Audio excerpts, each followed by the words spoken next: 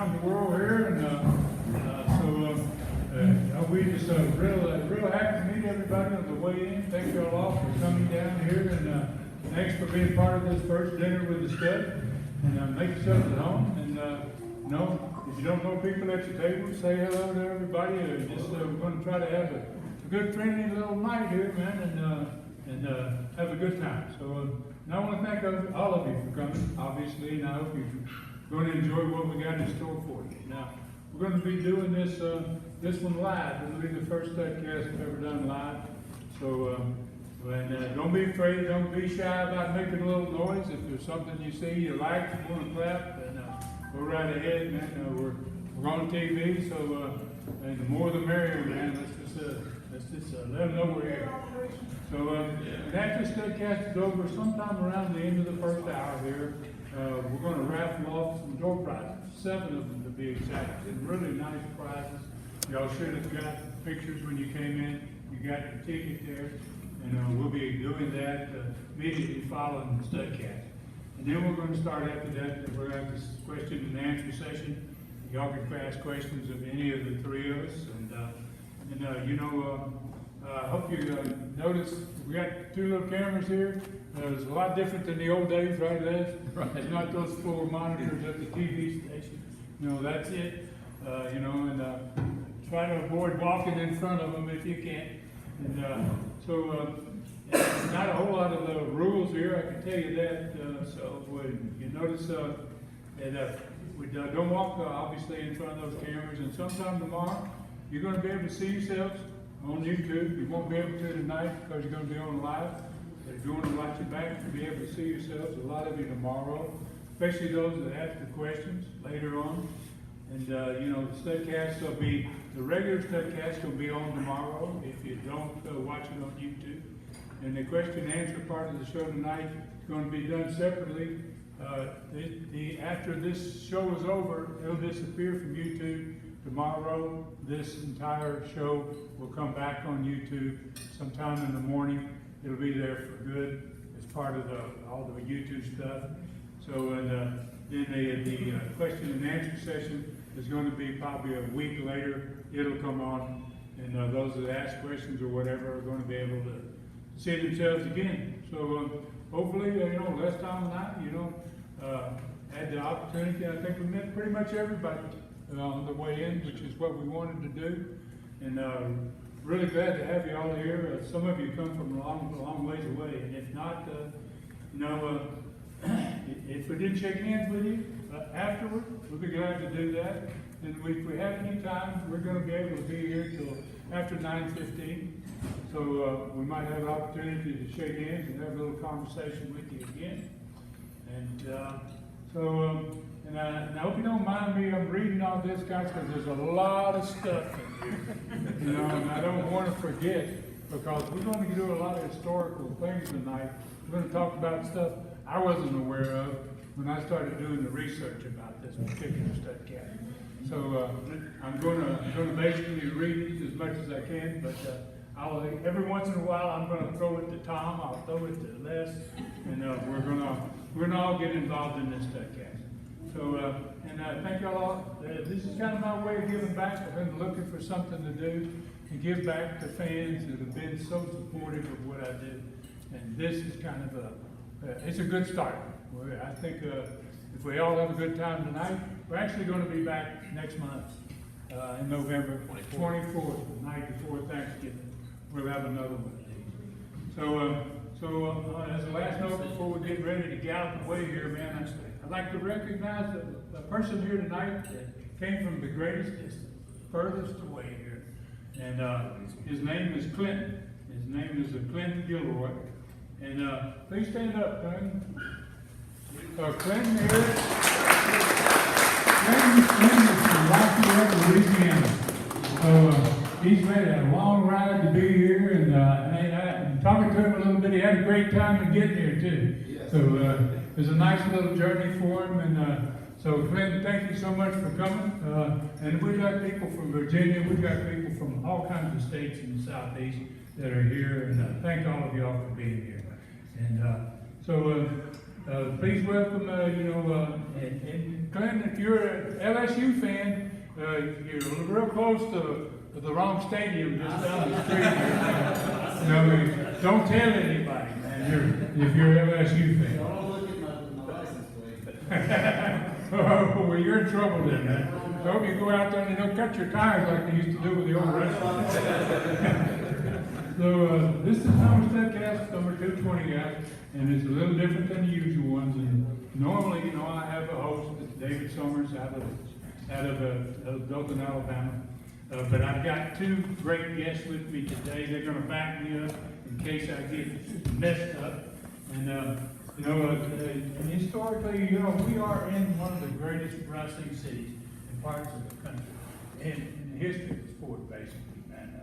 And it's just amazing how long wrestling has been here and how successful it has been. And these two guys are going to be an integral part of this podcast.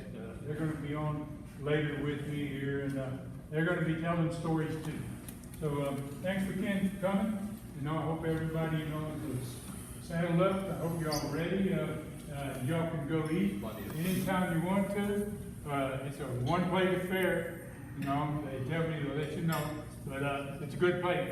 We've eaten already, and they're going to take care of it really well. And just go whenever you're ready at this point. You can start and dive in, and we're going to get this podcast going. And everybody's ready, man. Let's ride.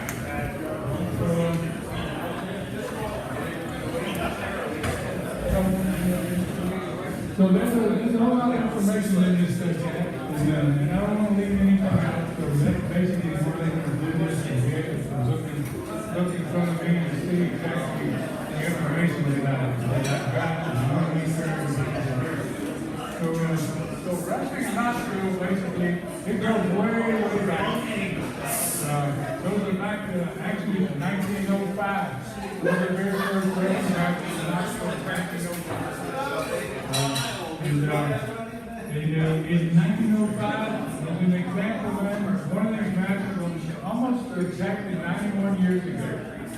91 years ago, right here in Knoxville, the World Heavyweight Champion, Jim Londas, on October the 31st, Halloween night, wrestled a guy out of Atlanta, Georgia, who became not just a tremendous wrestler, but a great promoter, Paul Jones, for the World Championship in 1930 in this city.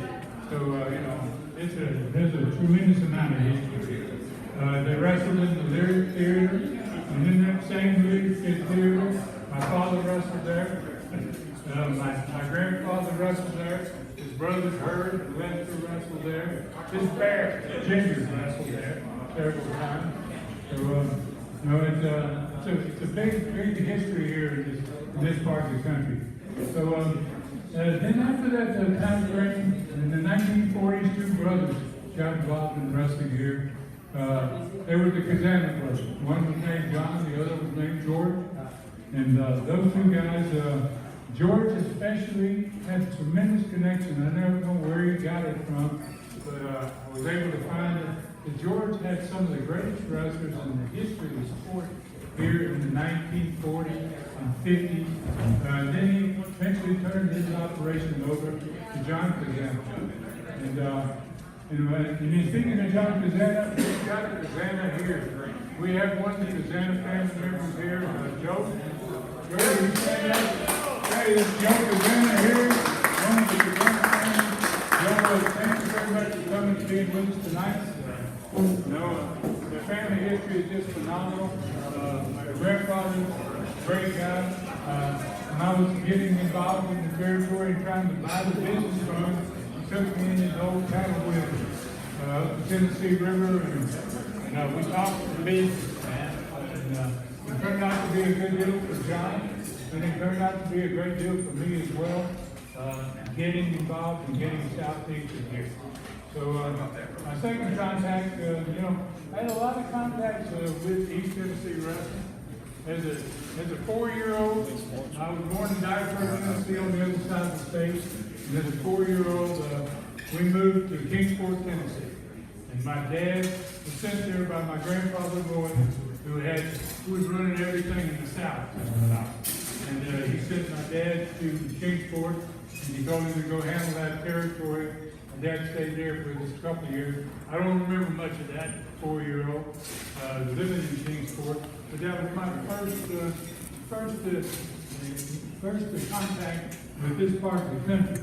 And then my second contact, man, it happened later on. It happened when I was a senior in high school. In Briarcliff High School in Atlanta, Georgia. I was a basketball player. I was pretty decent. I was lucky enough to be an all-state basketball player. And I got recruited by all of them was going to be career this thing, a basketball coach in 1966 in Tennessee, Ray Mears. Ray Mears called me and got in touch with me at home and said, would you like to come down and meet us, my team and me, and we're playing Georgia Tech in Coliseum in Atlanta.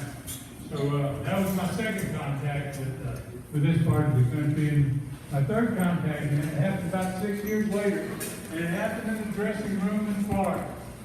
I've been there for about a year, and a guy walked in the dressing room, never been there before, and he was a strange-looking dude.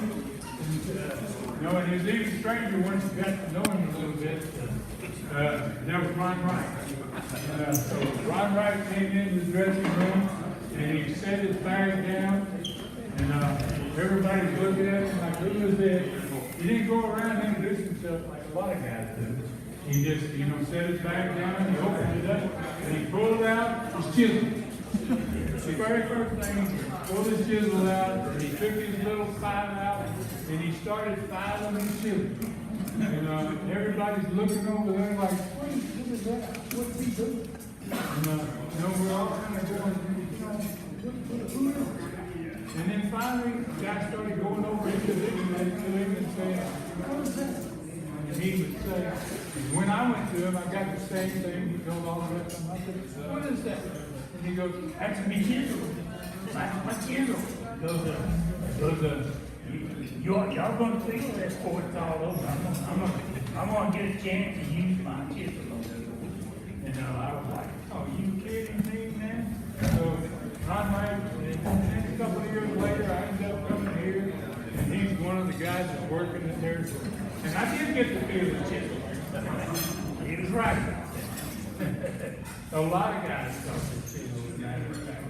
And then the next connection came in 1974. I was still in Florida, and I took a vacation, came to the Smoky Mountains. Right wheel, Ron Wright told me, just come here and turn up there. And I did. So, and then I went to meet John Cassana.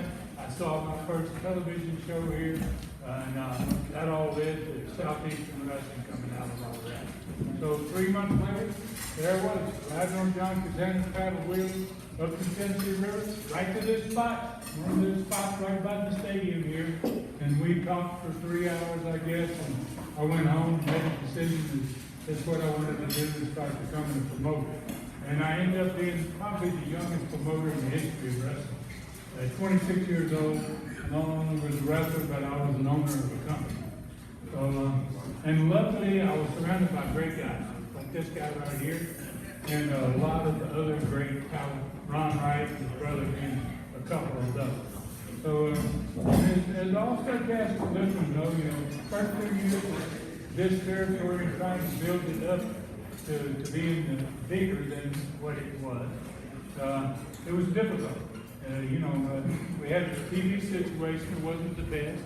It was a small signal, didn't go out very far, set on top of a mountain. And when it snowed, the fans had to walk up the hill, you couldn't drive up, and the wrestlers too. And it was a small studio, we talked about that, Joe Kazan and I. It was a very small little studio, so, it was a little struggle for us in 1974, the end of 74, into 75, and on into 76. So, about the last 4 months of 1976, though, the crowd really started to improve. Wrestling was becoming bigger. We were trying to get into the Coliseum, when I came here, I liked the park, great facility, especially the amphitheater, but I wasn't so crazy about the Jacobsville. It was small, tight, and so that turned out to be a little bit of a struggle, but eventually we started running into Coliseum. So by 77, we started running a lot of events. From that November 1976, May of 1977, we ran almost every event in the Coliseum. Never been run in, I don't think, previously. And we were there for about 6 months in a row. In April of 1977, I wrestled Harley Race. We had a double world championship night. We drew the biggest crowd ever in the Knoxville Coliseum for any sports event. And 44 years later, it's still the biggest crowd ever to see a sporting event like this. So, we were really getting it going. That same summer, when we went back to the amphitheater, we drew 7,000 people in one crowd in one night. So, we had really kind of lit wrestling up here, and southeastern talent was just about as good, as the territory itself. And even though the territory wasn't as large as most territories, in fact, it was about the smallest territory in all of wrestling. Basically, one big city, a lot of small cities around it, and but it turned out to be the best wrestling city in the world, and the best small territory in the world. By 1978, TV ratings were basically through the roof, and we had the highest rating of any daytime weekend show. We were one of the few TVs who were able to compete for Tennessee football. We were able to run on Saturdays. No one had ever done that before. And Tennessee played Notre Dame on one of those Saturdays. You tell them a little bit about that. Yeah, the Vols played Notre Dame at South Bend. It's the first time ever. And it was covered locally on television. And Ron's saying that we made an impact. Well, we did, because in our hour, from 2 to 3 p.m. on Saturday, the best the Vols and the Fighting Irish could do was tie in the numbers. So to us, that was a big win, because we were in the Vols' home, and the best they could do was go to a draw. So we were the winners on that, that's for sure. Yeah. Obviously, if the Vols weren't playing, we had 4 out of 5 people that were watching TV on Saturday afternoon were watching wrestling. This part of the country was really on fire. 30-second spots used to sell there when we started for about $50 a spot. We're selling for $300 a spot. And it was selling for more than some primetime TV spots were getting. So, we really kind of captured the imagination of the people. And, Les had a lot to do, with a lot of this stuff that was going on during this time frame. In 1978, we started to get a national prominence in Knoxville. Fans around the country were hearing about what was going on in East Tennessee, and we even had a convention in 1978, and Les had a whole lot to do with it. I'll let you tell It was me. the WFIA Fans Convention. Back in the 60s and 70s, fan clubs were big in wrestling. Not at all today, as far as I know. But back then, you go to a wrestling magazine, and there was a whole section for the fan clubs. And so they had a convention, Wrestling Fans International Association, in a different promotional city every year. So they came here in 1978 for the convention. And 2 of the young guys that were fans at that time were the name Eddie Gilbert and Jim Cornette. They were here as fans in 1978. But that was a big deal for us, because they had been Houston, they were going to Atlanta, they had been in Detroit, they were going to be in Kansas City. So there were 2 major cities, and of all those, Knoxville obviously isn't the largest, but it was one of the most important at that particular point in time for professional wrestling. Then about that same time frame, 1978, about the time this fan convention came to town, I had been looking to start another territory. Now, obviously, fans in Knoxville knew nothing about this. There was only one Southeastern, so far as they were concerned.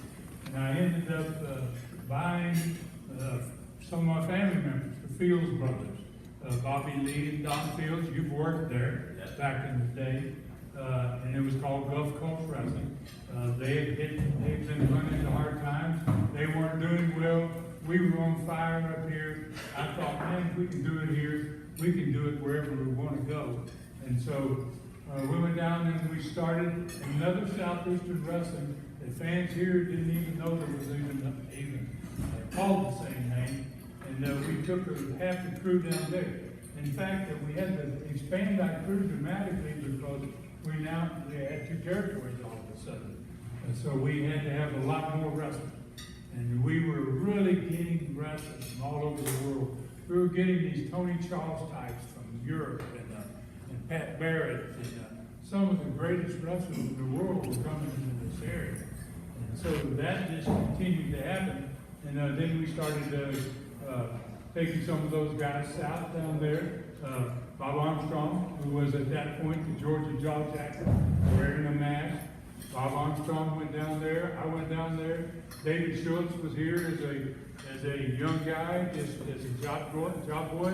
He went there. Jerry Stubbs went there. All these guys, Stubbs and Schultz and many, many others that went down there during that same time frame became big stars as the time went on. And so we managed to do in '78, we managed to run business and keep business very strong, especially here in Knoxville. Down there, it was totally different because it was kind of dead. It was a dead territory when we went there. In fact, we ran a lot of towns that we had to give the money back the first 2 months that we were there.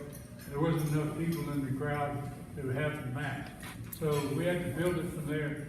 And in a 6-month period of time, that territory went from basically dead to some of the cities selling out. So, we obviously had a lot of good wrestlers. We had a lot of heat. We had riots every night, which we used to have a lot of here in Knoxville. It wasn't unusual to have riots back in the day. You don't have riots anymore in wrestling. You don't see that anymore, but back in the day, we had quite a few riots. We had a lot of them down there in that area too. So, 1978, like I said, we had 2 companies going, and things ended up doing pretty well. And as time went on, in the late 1978, my brother had been booking with me here, and I felt that in a lot of studcasts. We kind of worked together doing the booking in the 70s, the Memphis territory on the far side of the state was run by my father, Buddy Fuller, and Jerry Jarrett. And they got into a bit of trouble. They needed some help, so they called me, and so I told Rob, I said, you need to go to Memphis and help them out. Go over there. They wanted him to come book, for one thing, because he was a pretty darn good booker. And then I told him, take with you when you go the Mongolian Stomper, Tora Tanaka, Mr. Fuji, and Jimmy Golden. I mean, I started running off these major talents. I said, take it with you when you go. And so we had such tremendous talent during this time frame. To replace those guys, we brought in the great Malenko, we brought in Kevin Sullivan, we brought in Dean Ho from Hawaii, we brought in Ken Lucas, who's a tremendous talent, all over the country, everywhere in the world.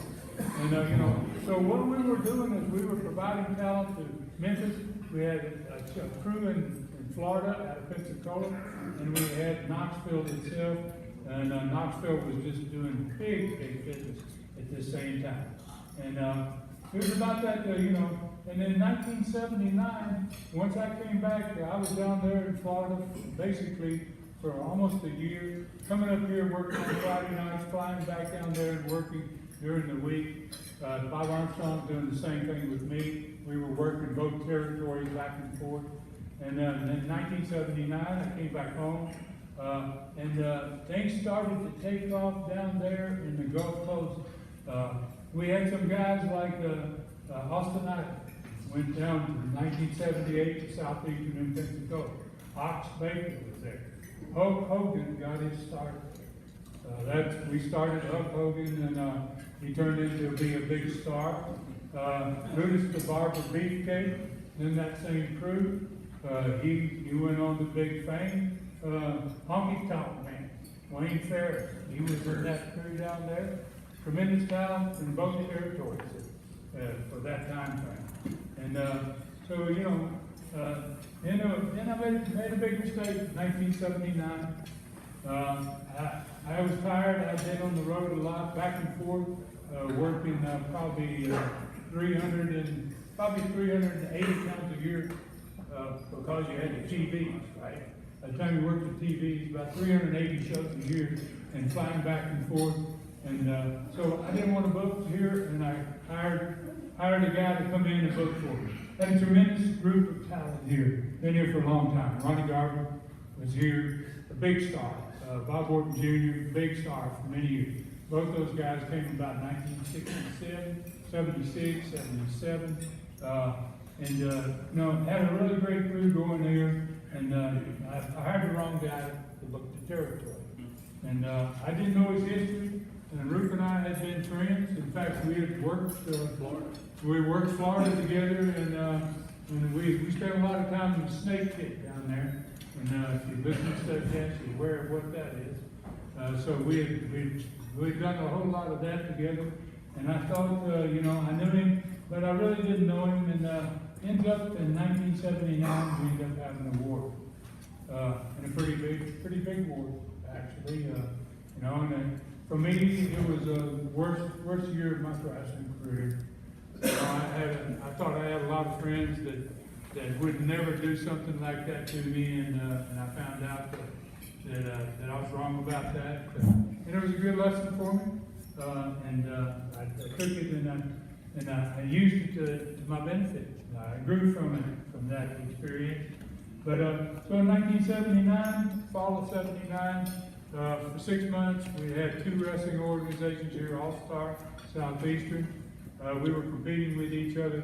These wrestling fans experienced what very few experienced around the country, awards and 2 territories trying to crank up to the same area. And traditionally, and it happened here, it kills the territory. And that's basically what happened to us here. They couldn't make enough money. It split the audience. They couldn't make enough money to survive. Southeastern wasn't able to survive. Not to the extent I wanted to. And we'd had so many good years that I decided I wanted to sell it. I didn't want to be here to see it die. And, so I sold it to Jim Barnett and Fred Ward, promoters out of Georgia. And those 2 promoters came in here. Barnett knew Les. In fact, So that's where Les Thatcher, that's where he got his name, was from Jim Barnett. And I remember Jim telling me, I was thinking about taking Les south with me.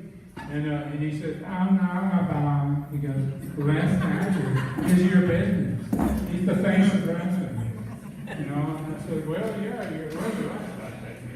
You know, a lot of respects he is, but anyway, that stayed here, '79, and tell us a little bit about what that was like. This, you went through two different promotions. Yes. Yeah. Yeah, when the name Thatcher came from Jim Barnett. My real last name is Malik, it's Irish. But everyone mispronounced it. Melody, anything, right? And so Jim got tired of his ring announcers mispronouncing my name. So one of his helpers came to the dressing room.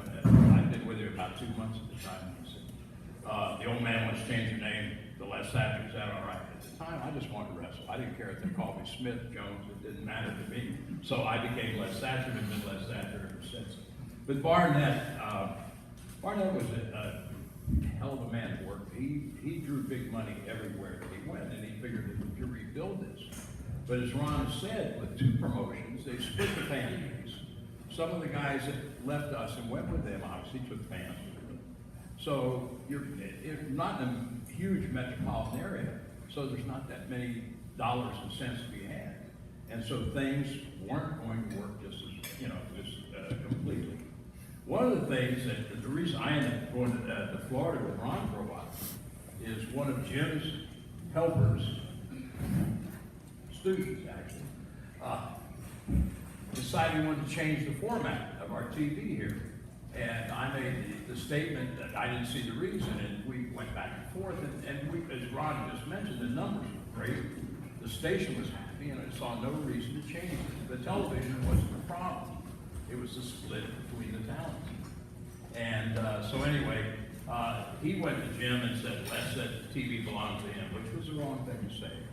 Because I didn't say that to start with. But anyway, we argued about it, so we parted company. And I went to Florida for a while and worked with Charlie Platt, who's handling the TV for Ron and Dover at the time, and helped out with the tickets and one thing and another. And then Barnett sold to Jim Crockett, like Jack Mulligan and Rick Flair. And Flair called me and said, we can stay on Channel 10 if they would like you to come back. And so they had a good rapport with me. So we worked it out, and Les came back to Knoxville and worked with the Crockett organization. And they ran into the same stone wall that Ron had run into, that Barnett ran into. And we brought good talent in then too. I mean, we're talking about national stars. And it just wasn't going to fly. And instead of selling it, they just finally closed the door. And so over that period, I started freelancing and was still living here. And working for smaller promotions in different places and keep my fingers in the pie. But wrestling itself had been built so big in the mid-70s, and by early 80s, it just wasn't there, you know. And it actually, getting a break here, it needed a break, and that was what happened. So basically, we went back, Les was down there with me, business lit up down there, just like it did here, actually, you know. It just, all the towns started selling out, we had tremendous talent. We had a wonderful situation here. This is a beautiful part of the country to live in. It's got some of the best lakes in the world. And there wasn't a wrestler in the crew that didn't have a boat. They were all out on North, so they're all out on Stone Lake all the time. It was where people wanted to come and where they wanted to be as a wrestler. And when I went to Pensacola, I found that I had another gym there because it had the Gulf and it had beautiful water and you had the beach. So, you know, I mean, we started to the same guy. So when we left here and went down there, I took the Mongolian Stomper with us. I took Joe LeDuc came back from Canada and started down there in that territory. A lot of the same guys that had been big stars here came down to Pensacola. Pensacola just grew dramatically. 79, 80, 81, 82. It was really, really doing tremendous business. Then Vince McMahon Jr. started the war, the real war, the war that's going to change wrestling for everybody. It got started about that time frame. And Jim, he was coming in, Vince was coming into everybody's cities. And everybody was having to deal with it. It was the very beginning stages of it. So we were down there with Southeastern, and I thought, man, we need to have something bigger. We need to have a bigger name for our company. About the same time, wrestling died. It ran here pretty good until about around 1983, and then it totally died here. Once Mulligan and Flair and that group went to, they died. Wrestling died here for 2 years. So we're doing great down there. I got a friend here named Bob Pope, and he worked actually with Jim Barnett in that organization, helping Jim.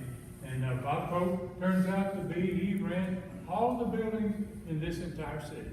He ended up coming back after our hockey years, when I was in hockey with him. He came back here and took over the Coliseum, all the buildings in this entire area. The park, everything was under control of Bob Pope. But in 1985, this is before he got that job, he called me and he said, Ron, I think we could get you back on TV on Channel 6, WATE in Knoxville. And he said, I know you got great talent. And so about the same time I got ready to try to come back here because everybody had died. Nobody could draw here in Knoxville. I got the idea of expanding the name of my territory in order to compete with McMahon. And I knew if we went back to Knoxville, we were going to run all the towns around Knoxville. We would basically be running everything from the Ohio River to the Gulf of Mexico. So we named the company Continental. We quit producing television in the studio in Dothan, Alabama. And we went to the auditorium in Birmingham, Alabama. And that was about 1985, 86. And about that time, this guy came along. You know, and came out of Houston, Texas. And the first night he showed up in TV in Birmingham, Alabama, I think, well, I'm gonna let you explain kind of what you experienced. Well, I think the cool thing to me is like everybody here tonight knows about the old school ways. And I gotta tell you, I don't think it compares to anything like today. You can like what you like, but at that time, what you saw on TV was just an extension of what was happening back in the back. And I've always thought attitude is the most important thing about wrestling and anything you do. And I walk in the locker room in the Continental Wrestling Association, Continental Championship Wrestling, CCW, I'm sorry. And Brad Armstrong's the guy that got me in. And Brad Armstrong, if you guys got to see him during any time in Knoxville, he wrestled here a lot. The Armstrongs were kings here. But what a hell of an attitude, what a hell of a backstage it was. You go back, everybody was having a blast, everybody was talking to each other, and had the energy up, and went out to perform in front of real wrestling fans, like wrestling fans who got involved in it and passionate about what's happening in the ring, and not necessarily throwing a beach ball around. You know, it was really cool for us. And when I got to Continental, when I got to Birmingham that night, I wrestled there a couple times before, but now I'm full-time with the crew. And a lot of us are introverts when we start this, we can be whoever we want in the ring, but I'm an introvert wherever I go. And I walked in, I knew a few people, but I never met Ron, never met Robert, Jim Golden, and some of these guys who were on the crew, some of the top guys. They made me feel like one of them. And that was cool. When you go out for here in Knoxville especially, this is a great building, it's still standing. Coliseum is a great atmosphere for wrestling. You put the lights down low, you used to be able to smoke in there. By the end of the night, you'd be smoking lights.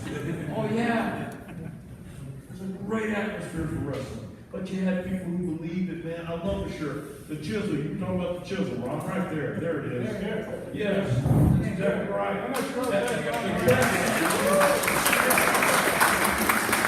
Only really hardcore wrestling fans who know that. Only people who love the Wright brothers who know that because you cared enough to invest and find out what they were about and what it was about. Chill Howie Park, I don't care what you say. That was a great atmosphere. That was a hell of an atmosphere with the ring light hanging over it night, and you see Ron Wright take his chisel out and blood go everywhere. You can't deny that wasn't real. You cannot tell me that wasn't real, and that's what made people wrestling fans back then. So, God, man, this is so cool because I remember walking into these guys, and these guys have a long history. The Welsh family is known throughout, started professionalism, the last century. And then just reading the history, listening to the history, what's happening up to this time. And up to the time I came. Man, I was so involved. We love wrestling. I still do. But you have that passion to go in and be around like-minded people who love going out there and performing. Doesn't matter what the bump is, doesn't matter what your spot is. It matters that you got to go out and do it. And people appreciate it. So that was my first experience in Birmingham with Continental Wrestling. Of course, Brad was there, Jerry Stubbs was there. Man, Pensacola, we lived on the beach. How do you beat that? You can't. So it was a really good vibe all the way around. I don't think I've ever been anywhere that I've had a bad time, but this is where I had the best time. Because it was great. Everything kind of fell into place, and I got opportunities that I wouldn't have had if I didn't go. So yeah, I'm really happy. And then I met my future wife there. How about that? So good.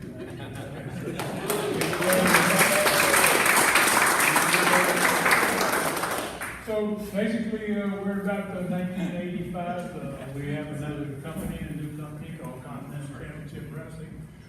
We're going to go back to Knoxville, 2 years. We knew the history. We knew that it had been dead since 1983. Everybody had come and tried. Nobody could put anybody in any building. So we sat down and I talked to Bob Armstrong, one of my partners down there, and my brother and I, and Jim Gordon, we all sat and said, we won't go home. We want to go back to Knoxville. they make steel ones, they make steel remembrance. And so that's exactly what we did in '85, is, and I don't remember, it was the 200th year of the state or something. And there were signs when you drive into Tennessee, it said, welcome to homecoming. 1985 was a year of homecoming. So we called that first event the homecoming. And we went back with the Mongolian Stomper worked on that car. The Armstrongs worked on that car. It was a tremendous car. Gosh, I gotta find you guys. It's so good a car. I don't want to leave anybody out. Rob was on that car, Jimmy Golden was on that car, Tony Charles, Mongolian Stomper, Ron and Don Wright. Ron and Don both came back on that night. Jerry Studd, who had been Mr. Olympia, had already gone into another phase, and was a big star, either the Studs or Olympia. Don Carson was on that car. And then we brought some newcomers on that car. One of them, right here, Dr. Tom, his first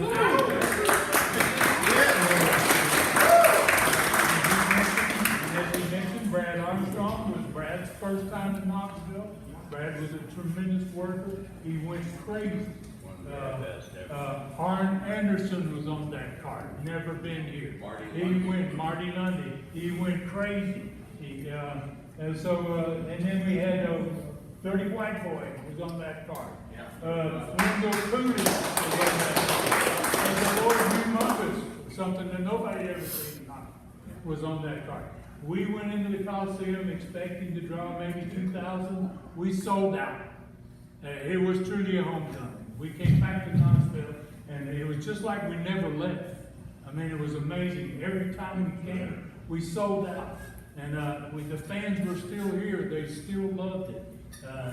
Truly amazing atmosphere. During that same time frame, we had expanded. We were on in the Middle East. Our television continental was on in Qatar and Saudi Arabia and the Arab Emirates. We had expanded and were sending shows overseas. We had become a pretty big company, one of the biggest, maybe top 5 in the country at that point. And we got to an angle pretty close to this first time that we came back. We had done an angle that this guy right here has all the credit for, man. We did an angle with Dr. Tom and with Dirty White Boy. And I think it might have been on one of these first shows that we came back. And Tom can tell you a little bit about, you've already just pretty well described Southeastern. I'm sure you've got something. Sure. I mean, the Dirty White Boy and I have been working a couple matches, and you needed something to spice it up. And I had seen at one time, I know you guys know Nick Bachman, yeah? Yeah. Of course. Well, I saw Nick as a young babyface one time get in the ring, and the guy named the Hangman put the noose around his neck and just whipped him all around the ring. I thought that was one of the most vicious things I've ever seen.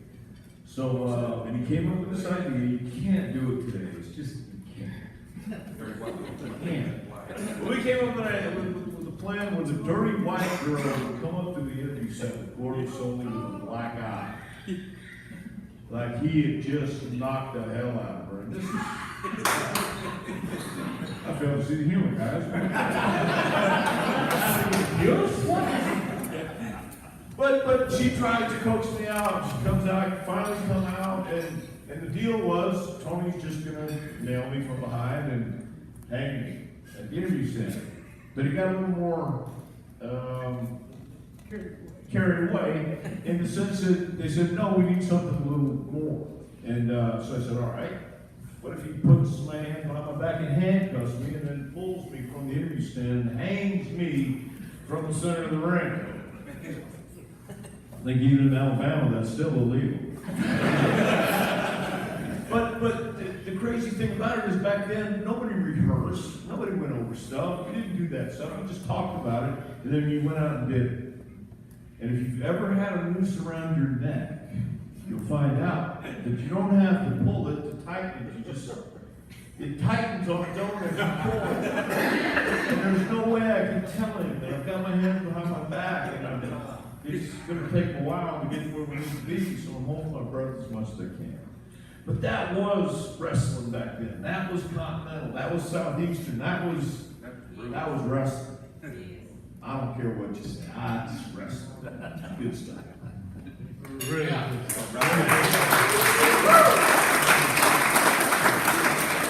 So yeah, and you just about died, to be honest. Well, yeah, but one more thing, just in this side here. Back in the back, the shot was going to be where I'm hanging and something in my throat ruptured and I was supposed to have blood coming down my mouth. Randy Coffey, one of the Moondogs, great guy, told me how to do this. We had to get a condom. Oh, yeah. Yes, we had to get a condom. Not lubricated, thank you. It was just, but it was bad enough. It was bad enough. He drew blood from my arm, put it in this condom, and then just tied it up, and we kept it in the water in the locker room. But what he failed to do was tie it tight enough. And those condoms are supposed to be strong for a reason. I couldn't bite through it with my teeth. That's sad to admit, but it's true. And the idea was Steve Armstrong was supposed to have something to pierce the condom so we would still get the blood coming down my mouth. But when Steve hit it, he almost threw up because the blood just stunk so bad. It was, but yes, that was what we went to the Air Force for. We wanted real blood. We would be caught dead taking a blood capsule. So anyway, that got a little out of hand. But yeah, it was the angle. It was Wild West, and it was like people crying and screaming. So it was very, very cool. That was what we were working for back then. And the crowd was there, and you appreciated every minute of it, right? Yes. Yes. Oh, yeah. I mean, yeah.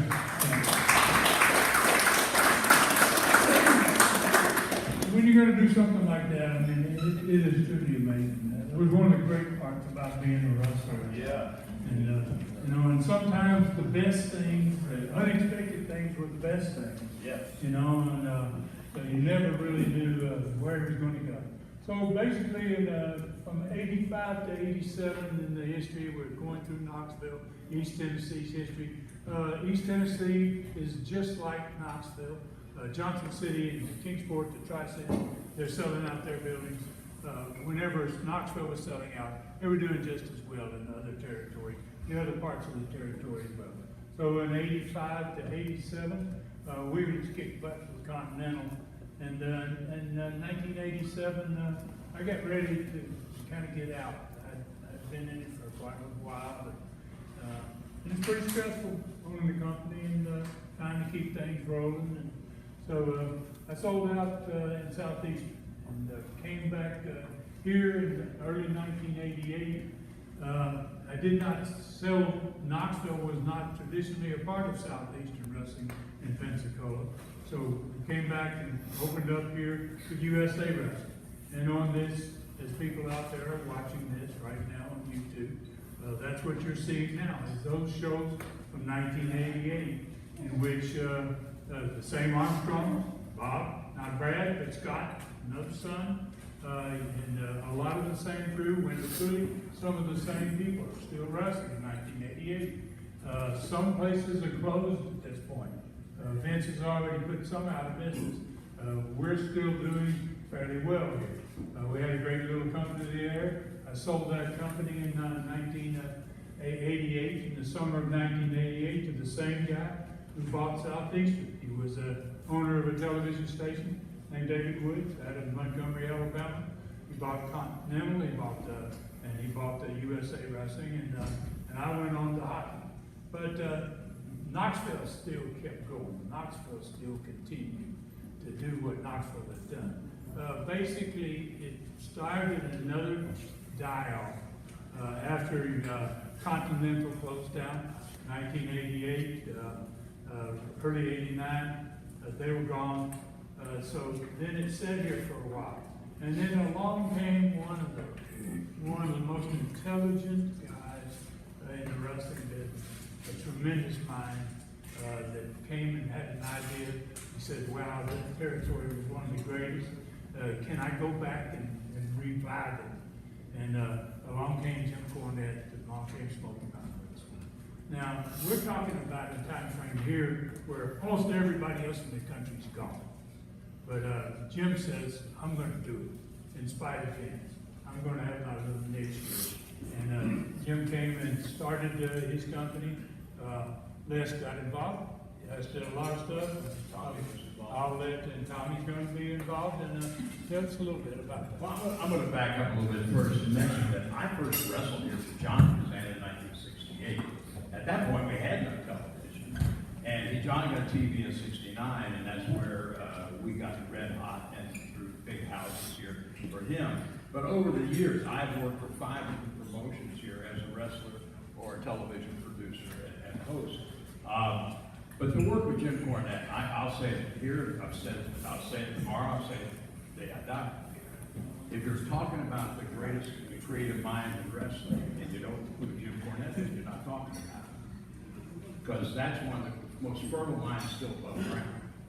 And don't pay attention to the way Jimmy presents his comments. Listen to the comments, because 9 times out of 10, he is dead on right. Period. End story. But working for Jim, you know, Jimmy, as I mentioned earlier, was one of the fans here in 1978 at the fan club convention. In fact, he won for best action photo by a fan. I used to tease him about that and say, treat me right, or I'm going to tell everybody that you're not the damn jackass you act like, but you're really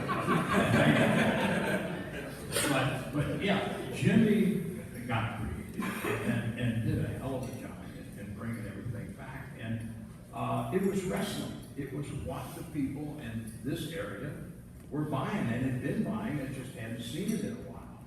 And it was so much fun. Well, Jim Ross came in and worked with us for a while. And I was mentioning to one of the guys earlier tonight that we did the Night of Legends, if you've seen that show.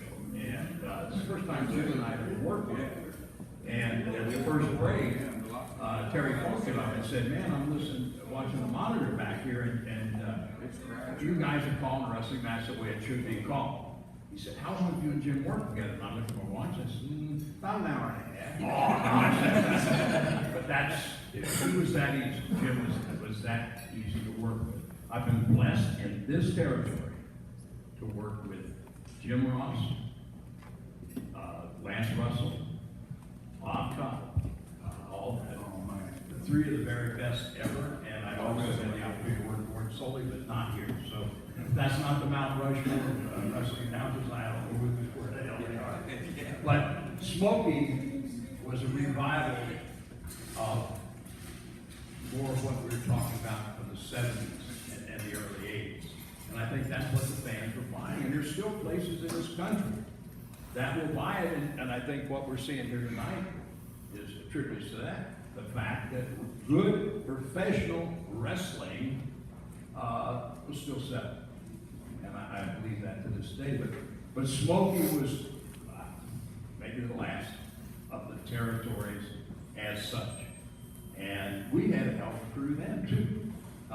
Some of the best workers in fact, if you sat down here and made a list, starting, you know, realize some of the top guys from Madison Square Gardens, the Cal Palace in San Francisco, the Sportatorium in Dallas, I don't care where, the top wrestling venues in this country, somebody from there, or a number of guys from there have been through here for one of these promotions or the other. And the history of wrestling in Knoxville is just amazing. And, you know, it's so much fun to go back and relive it, and so much fun to be with you guys here to relive it. And I'm going to tell Tom my teeth were sharp enough to cut through that damn pie. Because I was 63 the first time I pulled that stud. It worked. I guess I sharpened my teeth. I don't know. Anyway, but working with Jimmy Cornette was a great trip. It really was. And a lot of good talent. And Dr. Tom being one of those guys. And, you know, well, I want to say too, what's sitting here between the 3 of us, has got to be at least 150 years of professional wrestling experience at a very high level. And 61 years for me and counting, 51 for him and counting. Tommy, how many? 42. 42? Youngster. Yeah. The young guy. Junior? Yeah, tell us a little bit about you and what you did, Smokey. Well, once again, I'm in Memphis, Tennessee, doing really nothing. I get a call from Jim Cornette asking if I'd like to be a spot or have a spot in a tag team with Stan Lane. It made perfect sense. So Jim Cornette is one of the smartest guys in the business. He's very opinionated. He's got every right to have his opinion, as we all do. But Smoky Mountain was the last of the territories where people would get passionate about it. You could really, what Les was saying, or Ron was saying, we had riots every night. When you had genuine heat like Jim Cornette, you had people who actually wanted to reach out, either pull his eye out, smack him in the head, whatever it may be. I mean, we would go to places, and some of these places used to be jam-packed, and people would try and converge on us as we're going to the back. And Jimmy had his racket, and if you guys know Jim Cornette, he doesn't mind swinging it. And they started coming down on us, and all of a sudden, Jimmy takes his racket and lays this guy wide open across his head. We go back and run back to the room, and Jimmy runs back to the locker or goes back to the showers and pulls his knee up, puts his knee on a chair, pulls it up, takes his tennis racket and goes BAM! Hits himself right in the shin. Because the cops come in and say, hey, that wasn't even the guy that hit you. He goes, yeah, but look, they hit me, look. I had to kill myself. I never said I was That's what you had to do because people believe and people want to get involved and they wanted to believe and they wanted to know that this guy was who he said he was. And Cornette was who he said he was, and everybody who was Smoky Mountain Wrestling knew it. He kept kayfabe. He wanted the guys to be different and stay away from everybody else. I mean, that was, Knoxville's always had that vibe, and East Tennessee's had that vibe. Even when we go down around Memphis and Jackson, people still love it. And that's, that's why it's so cool for you guys here tonight. Me too. You know, we're talking about riots and blood and all that, and to my knowledge, in 61 years in this business, the most stitches ever put in a heel wrestler was done right here in East Tennessee. If that's a record you want to be bragging about, I'm not sure. Yeah, sure. But in Greenville, Tennessee, a fan with a hawk bill opened Ron right up from the base of his neck to his waistline. 175 stitches to close him up. And for you young guys, that's called heat. You'll never know, believe me. But that is real heat. Well, we're about to get to the end of this. I'm really enjoyed it. I hope everybody enjoyed it as well. And obviously, before we leave the subject, I'm proud of who we have in this room right here. We talked about a lot of the past here, but we've got the future in this room too. We've got Tom Prichard here, who's one of the greatest trainers of the present day wrestlers there is. And he's training another school. And guys, if y'all wouldn't mind, this is some of his next school. If y'all would stand up.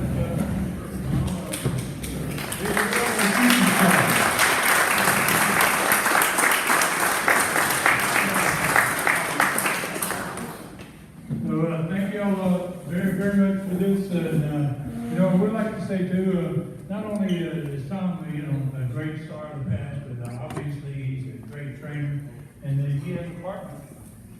I don't know how many people know it, Tom, but I'm sure a lot of people do. It's right there on your shirt, Tom's partner is one of Knoxville's county mayor, Glenn Jacobs. So Glenn Jacobs, Kane, a former WWE star, and a lot of other companies. Learned a lot here with Smokey. There you go. Green grass. Another guy that was involved with all these. The whole thing about this studcast, I wanted just to finish here by saying this is one of the most tremendous wrestling areas of the world for wrestling. It has been extremely successful over a lot of years. It has lasted longer, probably the any of the other territories. It has really been a great, phenomenal place. And we've got a great group here tonight. Most of y'all are from this area. And just really, really appreciate you coming here and giving us the opportunity to give you the history of the East Tennessee, Knoxville wrestling in East Tennessee. And I'd like to, I guess now, guys, you know, I want to kind of get ready to do our little raffle here. You've all got tickets and everything. We're going to do a raffle real quick, like we got 7 great prizes, some really great prizes.